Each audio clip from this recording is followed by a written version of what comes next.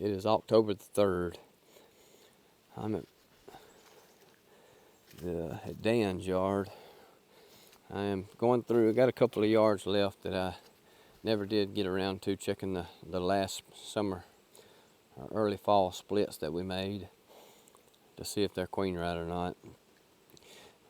It's been almost somewhere between a month and a half and 2 months since I made those splits, and the ones that are not queen right, still majority of them have got enough straggler bees left in them to keep the comb protected pretty well.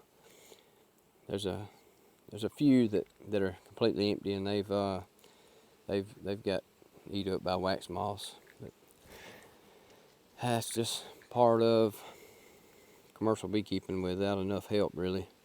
Just hadn't had time to get around to getting it all done. But I'm going through each yard. I'm gonna finish going through the ones that's got double screen boards over here and checking for queens, and just checking on those populations. And mainly, besides that, well, the ones that's not queen right, of course, I'm just taking the double screen board off and combining the two boxes together, because they do have a lot of honey in the ones that don't have queens, so they haven't been raising broods. So there is a good bit of honey. I'm just taking those double screen boards off and combining them with the hives that are below. But besides that, I'm trying to get a good feel for what kind of feed they've got on the hives. Our Goldenrod Flow is kind of been, it's been light so far. We've had a couple of hurricanes move through. Had one last week. Didn't get a lot of rain from it. Got some, but it's pretty dry here for the most part. Flow's been spotty. In places it's been really good. In spots it's been really just slight. It's not been much at all. I'm right on the verge of starting back to feeding. I'm gonna go through this yard, and I've been through one more yard, and my yard at home, and I've got one more I'm gonna go to, and the yard at my house is really heavy. That yard just absolutely smells horrible with the amount of goldenrod honey coming in. But that's the only yard I found like that. I don't know what the difference is. I've had pretty much the same rain everywhere. But we're still early. Goldenrod's just getting bloomed out good. So we're gonna wait and see how the rest of the flow goes. But I will start to feed most likely here in the next week or so. At least some of the yards. I'm gonna go through. I'm gonna show you in a couple of these hives kind of what I'm looking at and what I'm hoping to see, what I'm wanting to get to over the next month or so. This is kind of an average look at what most of our hives are looking like right now. This is a single deep hive. It's got 8 frames and it's a 10 frame box with eight frames and 1.5 gallon cap and ladder feeder that occupies the space of 2 frames. So got 8 frames in here, one of those being a green drone comb. That's what most of our hives are like. As far as population, this is pretty average for right now for us. We have some that's lighter and some that's heavier. This is pretty average. Out of those 8 frames, there's probably about 6.5 frames of bees in this hive. Maybe close to 7. That's a pretty average population. I'm gonna pull out some frames and see what in this hive, what kind of food stores they got, and show you what I'm looking for as we our cold weather really don't start till into November, so we still have plenty of time to get feed on. I do have to keep an eye on what they'd have at the moment though, because this fall flow can completely stop, and with them raising a good amount of brood right now, they can starve out, or at least stop raising brood and cannibalize that brood. And we certainly don't want that to happen at this time of year, where they go into winter with a smaller population than what we would like. So keeping an eye on the flow that's coming in will help us determine whether to feed or not, to keep that hive boosted up and keep them growing and keep the weight building on the hive. So it's a good idea or not just a good idea, it's really important that you know the status of your hives and the status of the flow at this time of year, to be able to determine whether you should feed or not. So we're going to look at some frames here and see what this looks like.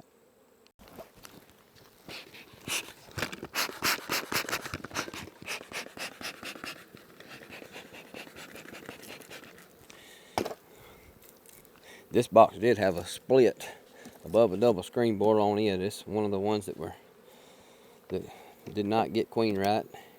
They had died out, was completely empty of bees and full of wax moths. So we lost those, had 10 drawn out frames that we lost. Need that side drawn out on that frame. We lost those 10 frames simply because we didn't get back and check in time for a queen right. And I just hadn't had the time to get all of them done. And that's just part of it, I guess, sometimes for me. So there's a frame there. It's not completely drawn out, almost. Got about a half a frame of honey on that side, and then about a half a frame that's pollen in honey on this side. So looks like there's a good bit of brood in here. If they got a couple of frames, and it kind of depends on how much brood they're raising too. There's a lot of capped brood, looks like, right here. Some of it emerging out. There's a frame of brood there.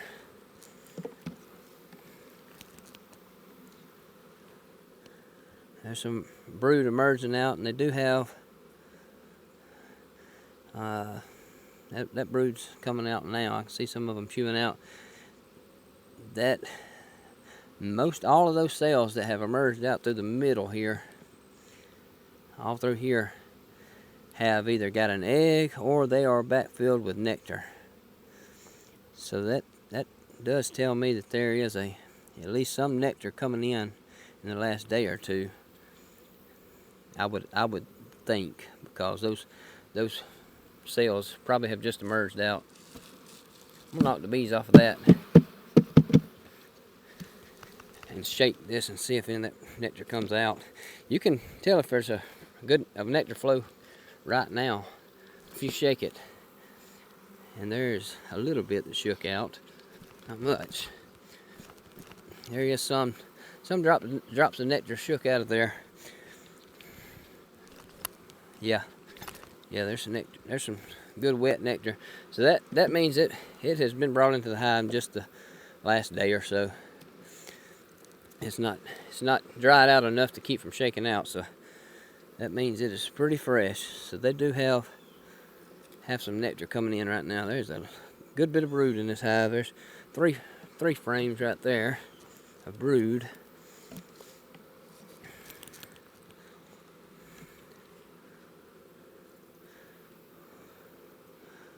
That's got some nectar in it and a bunch of open larvae too.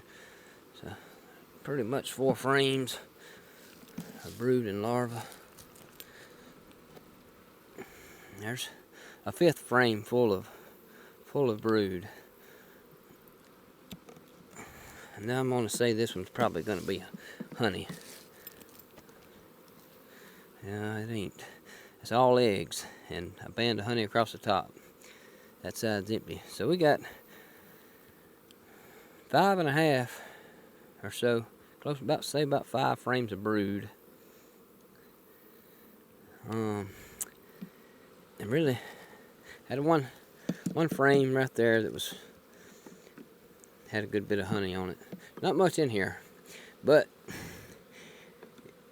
it's hard to believe how much nectar that they use up when they're brooding, and it's got brood on 6 frames in that out of 8 frames there, so they really hadn't had much place to store it, and they've probably been eaten up as fast as they could bring it in. So that hive right there would really probably could use some feed. I won't feed them right now because I feel confident that over the next few days we're going to have a better nectar flow coming in, and that'll keep them going for now. Anyway, we'll just have to keep an eye on the flow and kind of watch the bees as they come in and out of the hives. One thing that you can do, it's really cloudy today. You can't see much. There's not many bees flying today. On a better day for the bees to fly, when it's sunny, you can come and look, just kind of watch the front of the hives, and you can get a good idea of how good your nectar flow is. If you watch all the bee traffic coming in, you'll see them bees start to really start piling back into the hive, coming in and out, where it'll look like springtime again, and they're bringing in nectar, and you can watch on their legs. You can see the difference in pollen and nectar. The ones they won't get pollen and nectar at the same time. So the bees that's coming in with pollen on their legs are not getting nectar. But all those bees that are flooding back into the hive without pollen on their legs, they're going to be nectar foragers. They're bringing in nectar.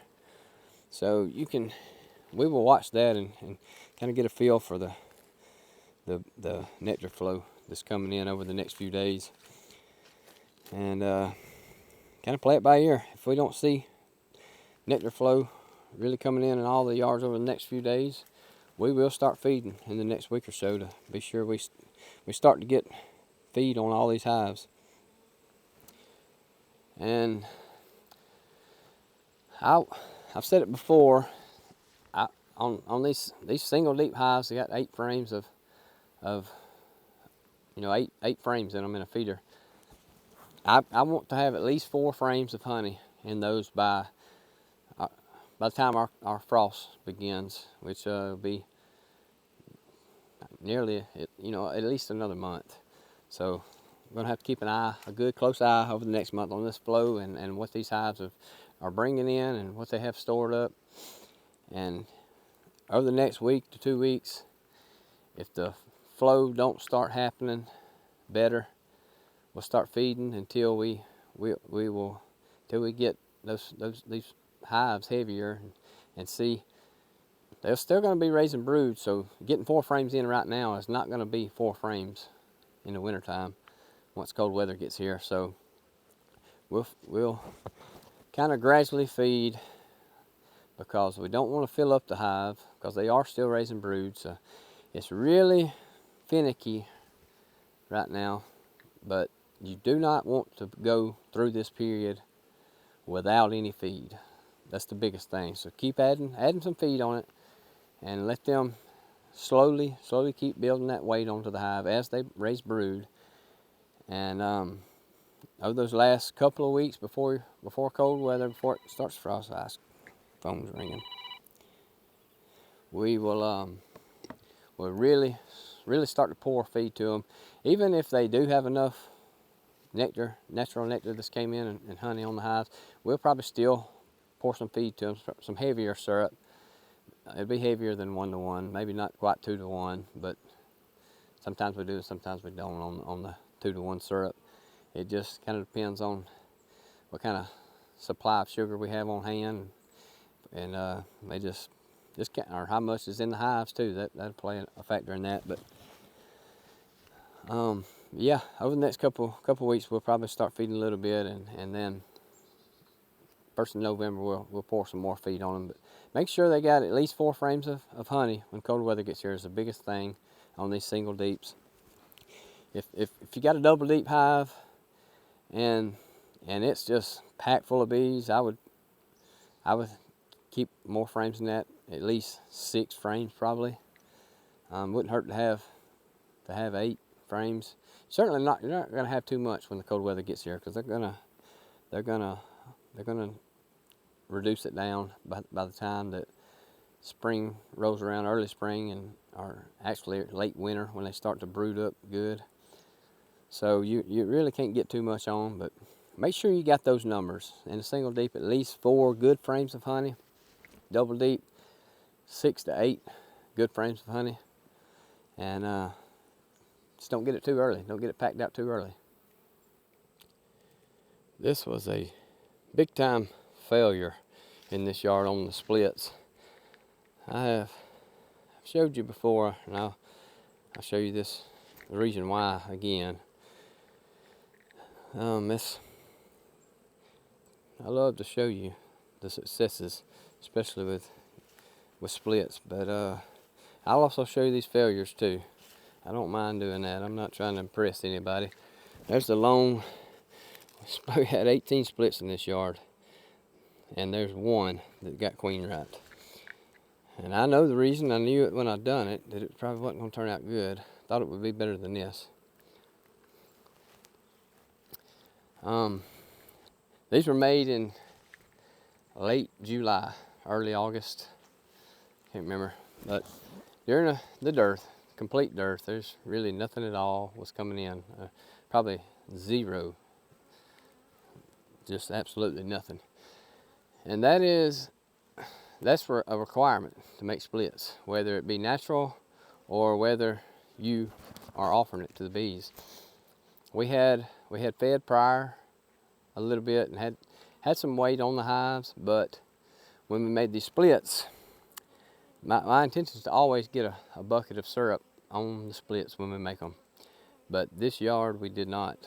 Just missed out on that first week of getting it done, and it was probably 2 weeks after we made the split before we ever got any syrup on these, and it was just too late.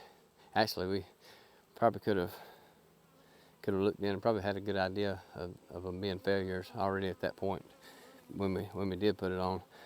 But if there's no flow coming in, that's why you see such better success during the honey flow on making splits. It's because of that nectar coming in. But you can manipulate that. It's not quite as good during the dearth with no flow, you know, and offering syrup. But it's pretty close. It's not a whole lot of difference. You still get really good splits, really good success. In the other yards that I did put buckets on when we made the splits, I got really good numbers on. But this one proves the difference. Again, I showed it in a video earlier. This was actually not during the prime of the flow, but early in the flow this spring. This flow was kind of spotty, a little bit off and on, you know, just prior to things really getting going good. I think it was maybe late March, and I think it was this same yard. That's probably why my numbers are down in this yard. I didn't get to putting syrup on that at that time either, and had really bad numbers. But anyway, it's happened now. Can't solve it now. Just have to make up numbers here in the springtime. But that there's some more proof of just how much difference it makes with putting buckets of syrup on these splits when you make them. It makes a major difference.